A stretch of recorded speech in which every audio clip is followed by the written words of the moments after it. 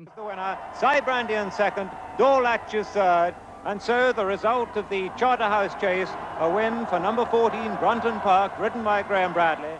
And from Brunton Park, Carlisle of course, to the county ground at Swindon. And here the going's far from good on the day that the town's been yearning for football. It's 21 months since Macari left the good times of Manchester United for the contrasting flavour of the 4th Division, an atmosphere very different from the cauldron of Old Trafford. Macari! Duxbury. Oh, I say! Oh, that's got to be the cheekiest goal of the season. In Swindon's heady days of 1969, it was quality that won promotion to Division 2 and the League Cup at Wembley. Nowadays, Macari believes that fitness is the key to success. Well, there's only one way you can get fit, is to run, and most days we go out here and we run to start with, and then we play with the ball. But also, I think when you're winning games, fitness becomes a little bit easier. I think players are desperate to come in and train, and if they're losing, they don't want to come near the ground. So we've had them coming in every morning, smile on their face, and looking forward to what is only an hour's work, but it's an hour which they know they've trained. Former schoolboy international Peter Coyne is the team's one player with First Division experience, also at Manchester United. Greenough, oh, it's bounced away from him. Here's Coyne! Well, he's a great manager because he knows what players can do, and he won't ask you to do anything that you're not capable of doing. So he just asks you to do the basic things that you're best at. After a poor start to the season, the side picked up after Macari had accused players of arriving at the club with drink on their breath. It's a subject on which Macari feels strongly. That's become a bad habit, I think, in football. Going back to when I started, my old boss, Jock Steen, I mean, if he'd seen you with half a lager in your hand, it was the end of the world for you. You'd been kicked out the door.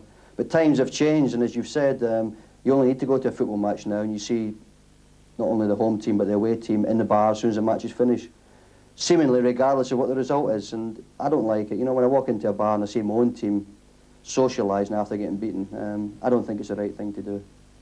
Well, 9 months ago, you were sacked by the club following the Harry Gregg incident. How much did that affect your attitude? I think the type of person that I am, I wouldn't have considered coming back here. I wouldn't have considered coming within miles of the ground, but as you said, I was determined to do a job, and I was determined to do it for the people that brought me back. And obviously that was the fans here and the players. Well, this fan's been coming to Swindon for 30-odd years, amidst good times and bad. And there's an area of the ground that suits both myself and horse-mad Macari. Of the players, only Andy Rowland, the scorer here, remains of the outstanding side of 79. The club captain now minus moustache, but not ambition.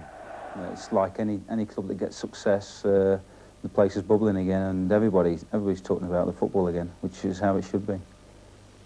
At the start of the season, Macari was a key player, but now he can't find a place in the team, and for many supporters, that's been a disappointment. Well, I wouldn't say it's been a disappointment, that's been a bonus, because we've kept winning every week. No, I think my job is a difficult job, managing. I think playing on top of that is even more difficult. I'm always all over the country looking at opposition, obviously looking at new players, and it's not always the best thing to do in preparation for a football match. So I think that has affected my fitness because I haven't trained every day the way the players have. And if you haven't got the fitness, as I said, you can't play this game. Well, they're great times at Swindon, but inevitably there's been speculation that you may be lured away to a bigger club. Now, how much do you look upon Swindon as a stepping stone for better things?